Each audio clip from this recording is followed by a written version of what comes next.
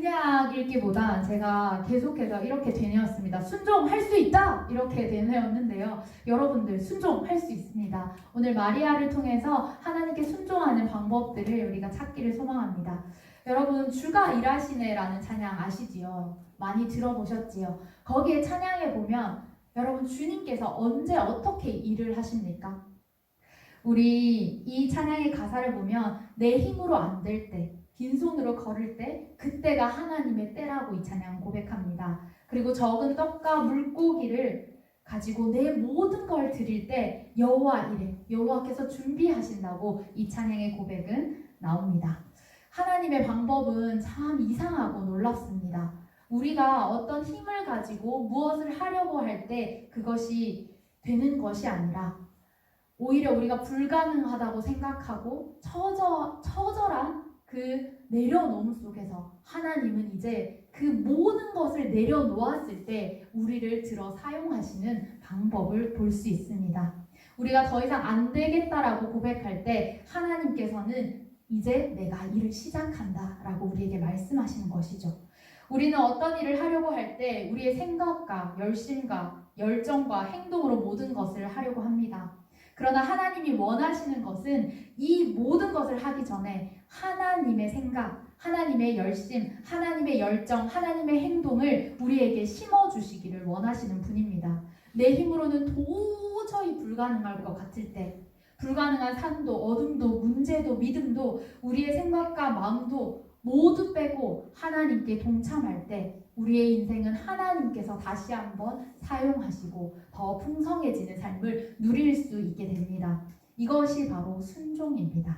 순종은 우리의 모든 것을 내려놓았을 때 그때 비로소 진짜 시작되는 것입니다.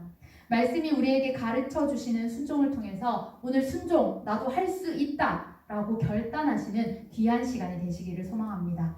여러분 성경은 크게 두 권으로 나눠집니다. 아시지요? 구약과 신약입니다. 구약은 오실 예수 그리스도에 관한 내용들이 계속해서 나옵니다. 그리고 신약은 오신 예수 그리스도에 대한 내용, 그리고 다시 오실 예수 그리스도에 대한 내용들로 가득 차 있습니다. 그래서 신약은 예수님께서 오셨다, 예언된 말씀이 이루어졌다, 예수님이 이 땅에 오신 말씀이 가득 기록되어 있습니다. 하나님은 예수님을 통해서 이 땅에 우리를 위해서, 하나님은 우리를 구원하시기 위해서 예수님을 보내셨습니다. 그런데 이 방법이 온전한 신으로 보내신 것이 아니라 우리와 같은 모습으로, 사람의 모습으로 이 땅에 보내주셨습니다. 이 세상을 구원할 메시아가 왜 우리와 똑같은 모습으로 이 땅에 오셨을까요? 그 이유는 인간으로 오셔야만 우리의 죄를 짊어지실 수 있기 때문입니다. 하나님은 죄와 동거를 할 수 없는 분입니다. 사람이어야만 죄를 질 수 있는 것입니다. 그런데 사람으로는 스스로 죄를 해결할 수 있는 방법이 없습니다. 그래서 하나님은 사람의 몸으로 이 땅에 예수님께서 오시게 하실 때 또 하나님의 신성과 사람의 인성을 함께 허락하셔서 이 예수 그리스도를 통해서만 우리가 구원받을 수 있는 길을 열어주셨습니다. 그래서 예수님을 통해서 우리의 죄는 깨끗하게 되었고 이 예수님을 통해서 이 세상이 구원을 얻게 되는 놀라운 일들이 일어나게 된 것입니다. 여러분, 우리의 죄를 사해 주실 수 있는 유일하신 분이 예수 그리스도라는 사실을 믿습니까?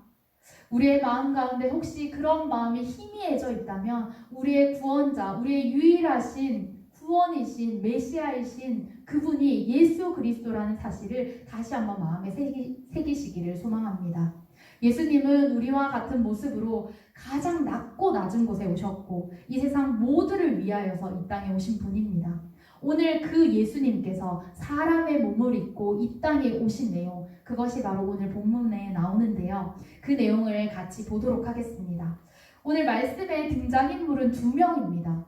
바로 천사와 그리고 마리아입니다. 그런데 오늘 이 가브리엘과 마리아가 만나기 전에 또 한 명의 인물이 등장합니다. 그 사람은 바로 엘리사벳이라고 하는 인물입니다. 이 엘리사벳은 어떤 인물이냐면 제사장 사가랴라고 하는 사람의 아내인데요. 마리아의 친척이기도 했습니다. 성경은 엘리사벳이 어떤 상태였다고 이야기를 하냐면 불임 상태였다고 이야기합니다. 그런데 불임 상태에서 또 나이가 많이 들었다고 성경은 기록을 하고 있습니다.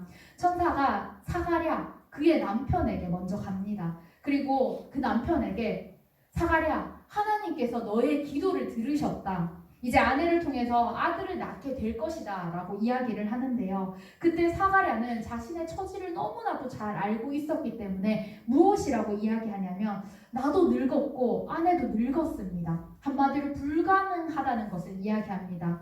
사람이 생각하기에 신체적으로는 도저히 불가능한 상황 가운데서 우리 하나님이 누구십니까? 하나님은 아브라함과 사라에게도 이삭을 허락하신 분이었습니다. 능치 못함이 없는 전지전능하신 분이 무엇이 불가능하겠습니까?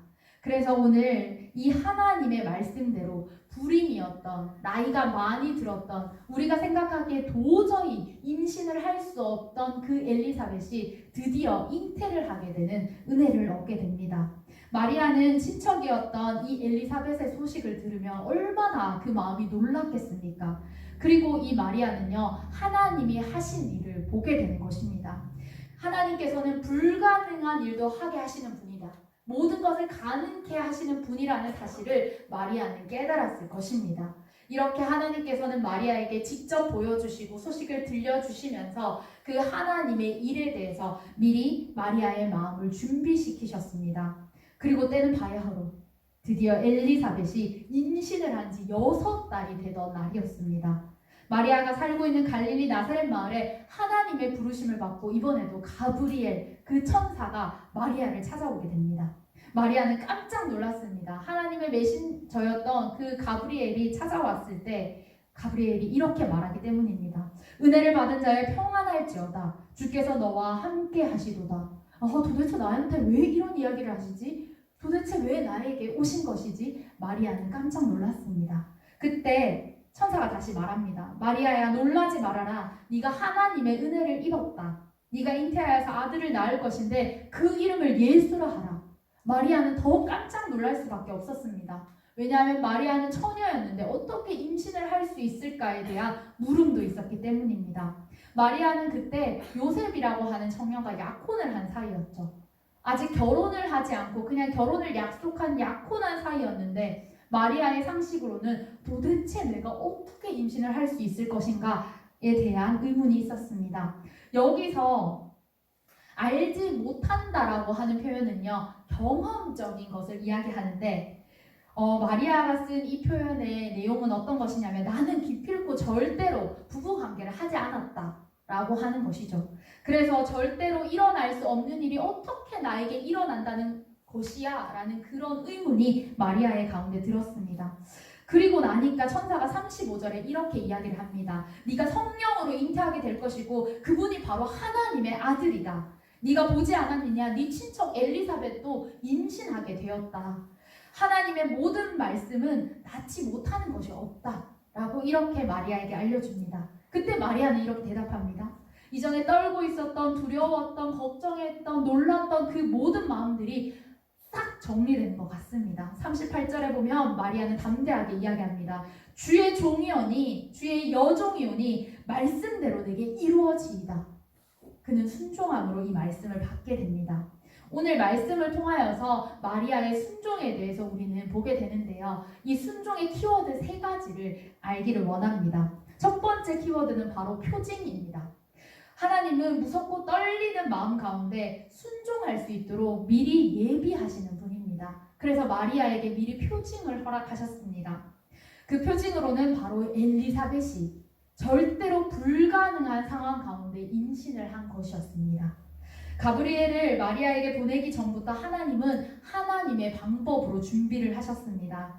마리아는 불가능한 것을 보게 되었습니다. 도저히 불가능한 일을 하나님께서는 하시는구나. 그것을 엘리사벳 그 친척을 통하여서 미리 경험하면서 마리아는 그 마음이 하나님 앞에 하나님은 이런 분이시구나라는 것을 날마다 드리며 나아갈 수 있었습니다. 이미 인간적으로는 임신할 수 없었던 사람이 시간이 흘러서 늙게 되어버린 희망 희망조차 단 0.0001%조차 없는 그 희망을 하나님께서는 100%로 만드시고 일하시는 것을 마리아는 보게 된 것이죠. 하나님은 마리아의 눈앞에, 그리고 마리아의 귀에, 마리아의 손에, 마리아의 마음에, 마리아의 생각에, 그 모든 것에 하나님의 표징을 심어주셨습니다. 이렇게 세심하게 미리 마리아의 마음밭을 가꾸시고 만져가시면서 그 마음이 담대하게 되어질 수 있도록 준비하셨습니다. 이처럼 순종 앞에서 자신 없는 우리에게 하나님께서는 미리 표징을 보여주시고 순종할 수 있도록 준비하시면서 우리를 준비시키시고 하나님의 사인을 주십니다.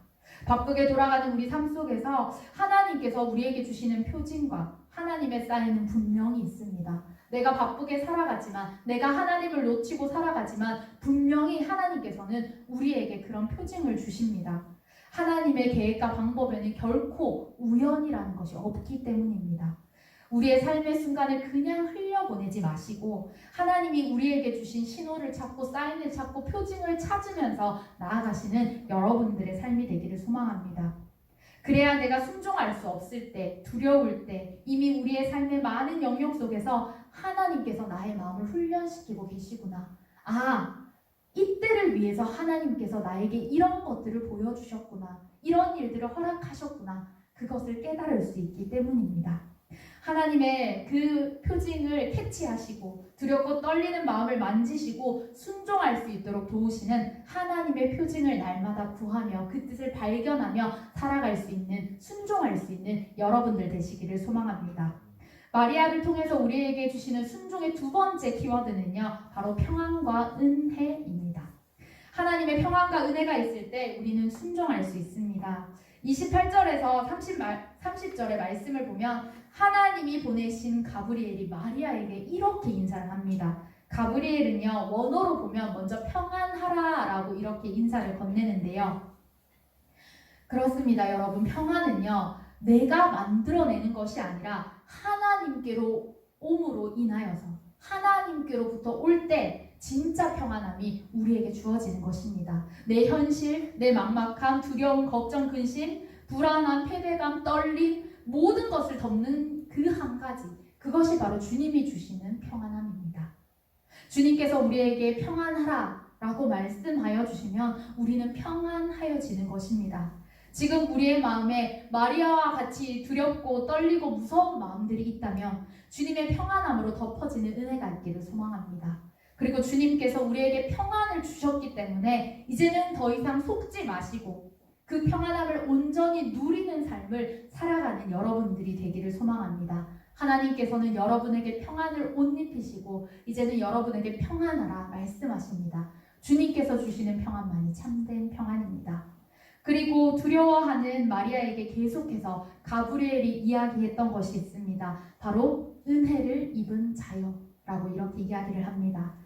하나님을 알고 있는 너 마리아야, 네가 은혜를 입을 것이다 라고 이야기하는 것이 아니라 이미 너는 은혜를 입었다 라고 말씀하여 주고 계십니다. 오늘 마리아에게 주신 하나님의 은혜는요, 이미 약속된 은혜였습니다. 언제부터 약속되었냐면 바로 기원전 730년 전부터 이사야가 이 메시지를 전했기 때문입니다. 바로 예언의 말씀이라고 하는데요. 그러므로 주께서 친히 징조를 너희에게 주실 것이라. 보라, 처녀가 잉태하여 아들을 낳을 것이요 그 이름을 임마누엘이라 하라 라고 이사야에는 기록되어 있습니다. 이미 오래전부터 기록되어졌던 하나님의 은혜, 그 예언의 말씀이 오늘 마리아에게 도달한 것입니다. 임마누엘은 하나님이 우리와 함께 하신다라는 뜻입니다. 하나님께서 함께 하시는 은혜를 입은 자는 부족함이 없습니다. 왜냐하면 우리에게 모든 것을 주시는 하나님의 은혜는 더 이상 바랄 것 없이 풍성하게 우리를 채우시기 때문입니다. 세상의 모든 것들은 우리를 향해서 너는 결핍된 자다, 너는 뭐가 부족하다, 너는 남들에 비해서 이것이 없다 라고 날마다 우리에게 이야기하지만 하나님이 주시는 은혜는 이미 네가 충분하다, 나는 너 하나로 만족한다 라고 이야기하시며 날마다 넘치는 은혜를 경험하게 하여 주시는 것입니다. 하나님을 알고 믿는 자에게 하나님께서는 은혜를 입혀주실 것이 아니라 이미 은혜를 입혀주셨습니다. 하나님께서 여러분들에게 은혜를 입혀주셨다는 뜻입니다. 하나님께 받은 그 평안함과 은혜로 옷을 입으시고 임마누엘의 은혜를 누리시면서 날마다 하나님이 나와 함께하여 주신다라는 것을 잊지 않고 살아가시는 여러분들이 되시기를 소망합니다. 세 번째 키워드는요, 바로 내려놓음입니다. 인간적인 생각과 두려움과 모든 것을 내려놓을 때 우리는 하나님의 일, 하나님이 하시는 그 손길을 볼 수 있게 됩니다. 마리아는 이렇게 고백했었습니다. 저는 남자를 알지 못합니다. 이렇게 이야기를 했던 마리아. 전혀 부부관계를 갖지 않았던 그에게 어떻게 이런 일이 있을까 두려워했던 마음 가운데는 이러한 삶의 현실이 있었습니다. 그 당시에 유대인들의 율법에는요, 처녀가 임신을 하면 돌로 쳐서 죽이는 그런 풍습이 있었기 때문입니다. 그래서 마리아는 내가 죽음의 위기를 맞이할 수 있었고 또한 요셉에게도 파혼당할 위기가 그에게는 닥쳐왔기 때문에 너무나도 두려웠던 것입니다. 그런데 마리아는 이 모든 것을 하나님 앞에 내려놓음으로 인하여서 이제 그 순종의 담대함으로 나아갈 수 있게 됩니다. 나의 생사가 달려있는 문제가 큰 산으로 마리아를 가로막았을 때 그때 하나님의 능력을 본 마리아는 모든 것을 내려놓고 이제 담대하게 이야기합니다. 38절의 고백입니다. 주의 여종이오니 말씀대로 내게 이루어지이다. 마리아가 본인 앞에서 있는 그 상황과 문제에만 집중을 하였더라면 절대로 이런 고백을 할 수 없었을 것입니다. 그런데 그의 모든 문제, 상황, 앞으로 닥쳐올 위험, 생명의 위협까지 느끼는 그 모든 것들을 내려놓고 나아갈 때 그때 하나님의 능력이 마리아 가운데 함께하였고 마리아는 하나님의 영광을 보게 되는 인류를 구원하실, 우리를 구원하실 예수 그리스도를 잉태하고 낳게 되는 놀라운 그 하나님의 영광을 경험하게 되는 것입니다. 여러분, 오늘 말씀에 나온 마리아는 결코 특별한 사람이 아니었습니다. 우리와 같이 똑같이 걱정하고 내 당장 앞에 닥칠 문제들이 너무나도 막막하고 두렵고 무서운 사람이었습니다. 그럼에도 불구하고 마리아는 하나님께서 주시는 그 마음을 가지고 순종할 때 그 놀라운 일들을 경험하게 되었습니다. 오늘 여러분 가운데 이런 순종의 마음들이 넘쳐나기를 소망합니다. 순종이 어려운 자들에게는 미리 표징을 주시고 예비하셔서 그 마음을 준비시키시는 하나님, 또 평안과 은혜를 입혀주셔서 온전히 우리가 그 주님의 평안 안에 거하면서 그 은혜를 입은 자로서 날마다 삶을 살아가며 순종할 수 있도록 도우시는 하나님, 모든 것을 내려놓게 하시고 그 상황 가운데 어떠한 어려움이 와도 문제가 와도 그것을 보지 않고 하나님을 봄으로 순종할 수 있게 하는 하나님, 그 하나님을 바라보시면서 순종의 삶을 들이시는 여러분들이 되시기를 소망합니다. 이 순종의 마음을 결단하며 함께 기도하겠습니다. 하나님 감사합니다. 오늘 마리아를 통해서 우리가 하나님께 어떻게 순종해야 하는지 알려주심에 감사합니다.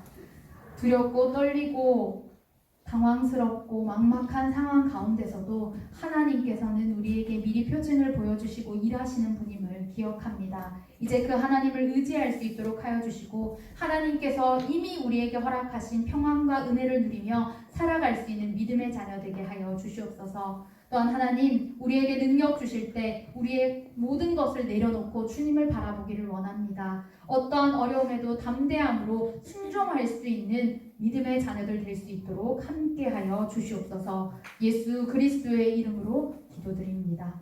아멘.